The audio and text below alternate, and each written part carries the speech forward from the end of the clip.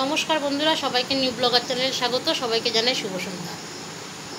কাল একদিন আর এর আগে একবার করেছিলাম আমার সৎ জীবনসঙ্গী সবাই চায় সৎ হবে, ভালো হবে। এইবার আজকে এটা করব, মেয়েদের বিয়ের পর কি স্বপ্ন তৈরি হয়। মা বাবারা মেয়ে সন্তানদের খুব যত্ন করে বড় করে, লালন পালন করে। প্রথম স্টেপ থাকে মায়ের দুধ পান করে, তারপরে স্টেপ অন্নপ্রাশন হয়ে গেলে ভাত, ডাল, সবজি, মাছ, তারপরে একটু প্রোটিন, ভালো দুধ, যাতে ছেলেমেয়েরা ভালোভাবে মানুষ হয় এবং সব কিছু শারীরিক মানসিক সব কিছু যাতে ভালো থাকে, সেই জন্যে সেইভাবে তারা তৈরি করে।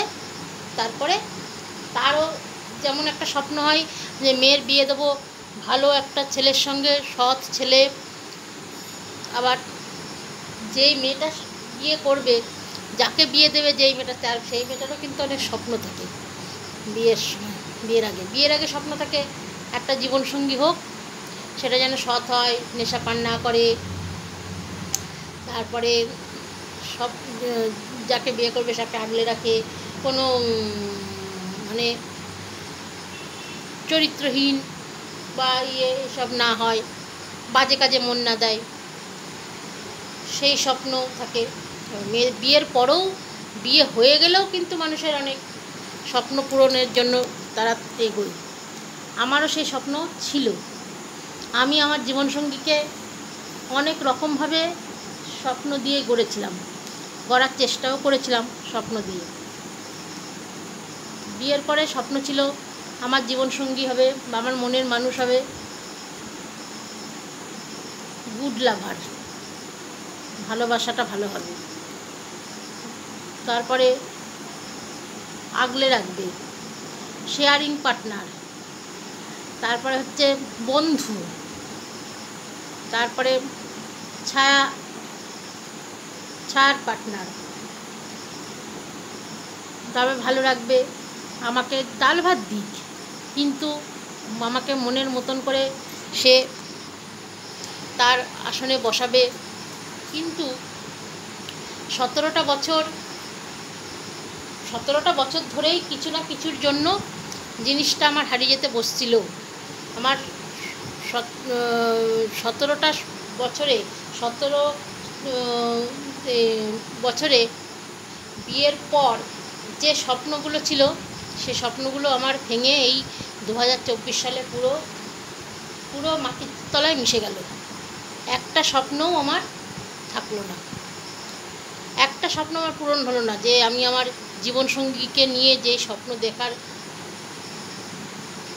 আমি স্বপ্ন গড়ার চেষ্টা করছিলাম, আমাকে আমার কুঁড়ে ঘর হোক, সেই কুঁড়ে ঘরে থেকেই আমাকে আগলে রাখবে, সেই কুঁড়ে ঘর থেকেই আমাকে ভালো ঘরের পাকা ঘরের স্বপ্ন দেখাবে। আমি প্রথম থেকেই কুঁড়ে ঘর চাইনি, পাকা ঘর চাইনি, আমাকে প্রথম থেকেই পাকা ঘরে দিয়েছে। তারপরে যে যা বলবে সেই বিপদ থেকে আমাকে আগলাবে, নির্ভরশীল একটা পার্টনার পাবো। নির্ভরশীল বলতে আমি যেই জিনিসটা আমার দরকার বা যে জিনিসটা আমার ইচ্ছা হবে সেটাও পূরণ করবে। কিন্তু পরে সেটা দেখলাম সেও সেই জিনিসটাইও না।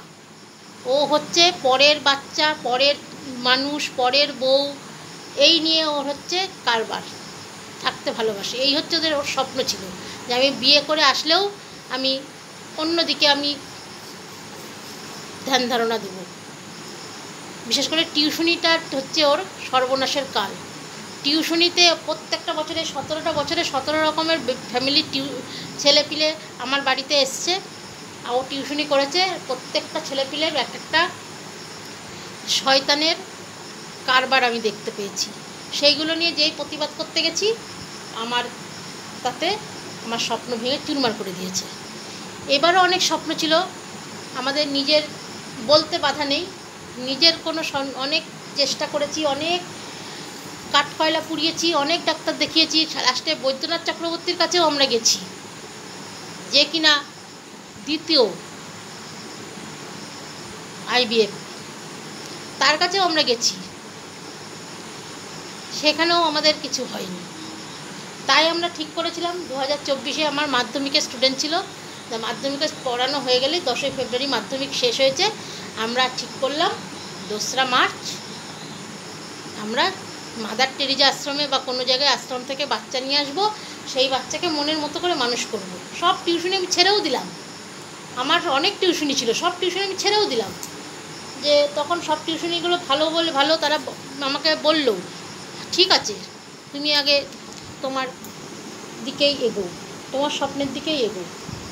তা আমার স্বপ্নের দিকে এগোনোর জন্য আমি যথেষ্ট চেষ্টা করলাম। 24 তারিখ যেই 2রা মার্চ এলো, খুব আনন্দ সহকারে বলল আমরা 12:30টার ট্রেন ধরবো খাওয়া দাওয়া করে। এইবার আমি 12:30টার ট্রেন ধরবো বলে আমার একটা উচ্চ মাধ্যমিক ছিল 2রা মার্চ, সেটাকে আমি পড়ালাম, পড়িয়ে তাড়াতাড়ি বাড়ি চলে এসেছি। আমার ওকে পড়ানোর টাইম হচ্ছে 2.5 ঘন্টা। সেখানে আমি ওর মাকে বলেছি যে আজকে আমরা তো যাবো, তাই আজকে একটু তাড়াতাড়ি বেরিয়ে যাবো। এবার 8টা থেকে 9টার মধ্যে আমি বাড়ি চলে এসেছি। 1 ঘন্টা পড়িয়েছি। পরে সেটা মেকআপ করেছি, সেটা ওরা জানেও যে আমি একটু হলে সেটা আমি পরে মেকআপ করে দিয়েওছি। কিন্তু যে স্বপ্নটা দেখার জন্য আমি ওকে 1 ঘন্টা পরে চলে এলাম, সেই স্বপ্নটা আমার ভেঙে চুরমার হয়ে গেল। 9টা সময় এসে আমাকে বললো ভাত খেয়ে যাব, তুমি রান্না করো। রান্না করলাম যথারীতি, ভাত, মাছের ঝোল, আলু সেদ্ধ করে টরে এবার বসে আছি, তো বসেই আছি। 11:30 বাজে, টিউশনি করেই যাচ্ছে, পড়ানোর করেই যাচ্ছে। অঙ্ক নিয়ে বসেছে, কি না ক্লাস 5-এর যোগ বিয়োগ, ক্লাস 5-এর যোগ বিয়োগ পাচ্ছে না। ব্যাস এই নিয়ে চললো। আমার রান্না হয়ে গেছে 11টার মধ্যে, ও দেখি সেই চললো 2:30-3টে পর্যন্ত। ব্যাস আমার মুড অফ হয়ে গেল। তারপরে আমি বললাম, তখন তো বুঝতে পারিনি যে মুখোশটা যে এত অভিনয়, সেটা যে অভিনয় ছিল বুঝতে পারিনি। তো তুমি আমাকে বললা, আমি অরিজিৎকে তাড়াতাড়ি পড়িয়ে এলাম, যে রান্না করলাম, যাব। ওর মা কত আমাকে বলে দিল, না তুমি যাও, আমি বুবাইকে দেখবো। তুমি গেলে না কেন? ওকে নিয়ে পড়লে, তুমি 2:30 অবধি পড়লে। ব্যাস স্বপ্ন ভেঙে হয়ে গেল। এই চলছে এই করতে তারপরে আমার ননদ মারা গেল 22শে মার্চ। চলছে 3রা মার্চ থেকে, এই 2রা মার্চ থেকে 24শে মার্চ পর্যন্ত কিন্তু অশান্তি চলছে। তারপর আমার 22শে মার্চ আমার ননদ মারা গেল, ওষুধ গেল, গেল। 4 এপ্রিল আমার গেল। 5ই এপ্রিল ওই মায়ের স্ত্রী সেই মানে যাচ্ছে তাই মানে অশান্তি করে গেছে বাড়ির মধ্যে এসে, লোকজন নিয়ে অশান্তি করে গেছে। সেই অশান্তির মধ্যেই আমার হাজব্যান্ডেরও দিয়েছিল যে হ্যাঁ দোষ করেছে, কোনো পুলিশে ধরে না। আর হ্যাঁ, আমি কোনো কথা বলিনি, ওরাই ওদের মতন বকবক করে গেছে। লোকজন নিয়ে এসে আমাকে মারার হুমকিও দিয়েছে, সব আমি মেনে নিয়েছি। আমি চুপচাপ নীরবতা, কোনো কিছু কথা বলিনি। তাই সেই কথা বলিনি বলেই কিন্তু আমার জিত। আমি কোনো কথা বলিনি। সেই ও আমাকে পুলিশে ধরে দেওয়ার জন্য আমার বরেরও মত ছিল। হ্যাঁ, কেরম স্বামী তাহলে ভাবেন, আমার স্বামী মত ছিল যে আমাকে পুলিশে ধরিয়ে দেবে, দিক, তাতে কোনো আমার বরের সমর্থন আছে, পুরো কোনো আপত্তি নেই। কে গেল পুলিশের দেতে, এই মাসে 3 মাসও হয়নি, তার মধ্যে ওই মেয়ের মাই নোংরা কাজে যুক্ত হয়ে পুলিশ তাকে ধরে নিয়ে একদিন রেখেছে, পরের দিন ছেড়ে দিয়েছে, তাকেই পুলিশে ধরে নিয়ে গেল। এখন সমাজে কি করে বেরোচ্ছে, তাও লজ্জা নেই, বেহায়ার মতন সেজে গুজে বাপের বাড়ি গিয়ে বসে রয়েছে। হ্যাঁ, তাহলে এসব মেয়েদের কোনো দিনই লজ্জা হবে না। তা আমারে বলেছিস, দেখ একটা কথা আছে বন্ধুরা, জানেন তো, ওপর থেকে থুতু ফেললে নিজের গায়ে থুতুটা পড়ে। এত তো আমার গায়ে থুতু ফেলার চেষ্টা করে গেলি, সে তো তুই নিজের গায়েই থুতু ফেললো, নিজেই তো পুলিশে গেলি। তাই কাউকে কোনো সময় কোনো কিছুতে আঘাত করতে নেই। ভগবানের বিচার করবেই। আমরা হয়তো ভগবান মানি না, ভগবানকে বলি অনেক কথা, কিন্তু ভগবান আছে, নেই তা নয়, ভগবান আছে, শাস্তি পেল। সেই নোংরা কাজে লুপ্ত হয়ে পুলিশের হেফাজতে গিয়ে সেই মেয়েকে সে পড়াচ্ছে। এখন আজকে আসেনি বলে সারাদিন আমার সঙ্গে কথা বলেনি, যেন মনে হচ্ছে আমিই ওকে আসতে বারণ করে দিয়েছি। হ্যাঁ, ও গেছে দিদার বাড়ি, কথা বলছে না, আমি বলছি না আমার তাতে বয়ে গেছে।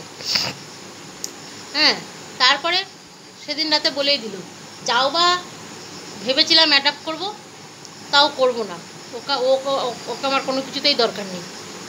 আমার ওকে দরকার হবে, কিন্তু ওকে আমার দরকার হবে না। এখন আমি যে ভাত খাচ্ছিস, এগুলো কার দ্বারা খাচ্ছিস? সে কি পাড়ার লোকে ওই ওর মা করে দিয়ে যাচ্ছে, তোরে রান্না করে দিয়ে যাচ্ছে? এগুলো পুরুষ মানুষদের মুখে আটকায় না, বলতে হয় বলে দেয়। তাই বলছি যে কোনো কিছুই আটকায় না, ভগবানের বিচার করে, এই আর কি। তার স্বপ্ন ছিল। এইবার তারপরে আবার মার্চ মাসে একজনকে বলে দিচ্ছে, ব্যাস। এবার কিছুদিন আগে গেলাম, চলো ওই 16ই জুন আমরা গেলাম, ওখানে থেকে নাকি বন্ধ হয়ে গেছে। ব্যাস 16ই জুনের পর থেকে 28শে জুনের পর থেকে ব্যাস সব বন্ধ, কথা কাটাকাটি কিছুই হলো না। নীরবে সরে এসে মুখ দেখা দেখি, কথা বন্ধ, মুখ দেখা দেখি বন্ধ, ব্যাস। আর আমার বাচ্চারও দরকার নেই, আমার কিছুই দরকার নেই। আমি একা আমার যে বাচ্চাগুলো নিয়ে পড়াচ্ছি সেইগুলো নিয়ে আমি আমার জীবন স্বপ্ন দেখছি। এবার তাদের নিয়ে স্বপ্ন দেখি এবার তারা স্বপ্ন আমার পূরণ করে কি না আমি জানি না। আমার তো মোটামুটি স্বপ্ন ভাঙার ক্ষেত্রেই সব কিছু ভেঙেই যায়, আমার তো গড়া স্বপ্নগুলো ভেঙে যায়। ওই জন্য আশা করতে ভয় লাগে। যাদের কাছে স্বপ্নটা দেখি না, তাদের থেকে স্বপ্নটা দেখতে আমার খুব ভয় লাগে। ওই জন্য এখন বিয়ের পরে যে স্বপ্ন দেখছিলাম, সে স্বপ্ন ভেঙে আমার চুরমার হয়ে গেছে। এখন ছাত্রছাত্রীদের নিয়ে যে স্বপ্ন দেখার জন্য এগোচ্ছি, সেই স্বপ্নটা যাতে আমি পূরণ করতে পারি, বন্ধুরা আমাকে সেই পাশে দাঁড়িয়ে সেই স্বপ্ন পূরণ করতে উৎসাহিত করুন, তাতে আমার ভালো লাগবে, আবার ভিডিওগুলো করতে সুবিধা হবে। আমি যেন আমার ওপরে আমি মরার সময় বলতে পারি যে আর কেউ স্বপ্ন পূরণ আমার না করুক, আমার স্টুডেন্টরা আমার স্বপ্ন পূরণ করেছে। আমি যাকে আমার ছেলের স্থান দিয়েছি বুকে, সে আমার স্বপ্ন পূরণ করেছে। সে আজকে চাকরি করে আমাকে আজকে অমুক জায়গায় ফ্ল্যাট কিনে আমাকে বেড়াতে নিয়ে গিয়েছে। এটা যেন অন্তত আমি মরার সময় বলে যেতে পারি। আর আমার কোনো কিছু চাই না।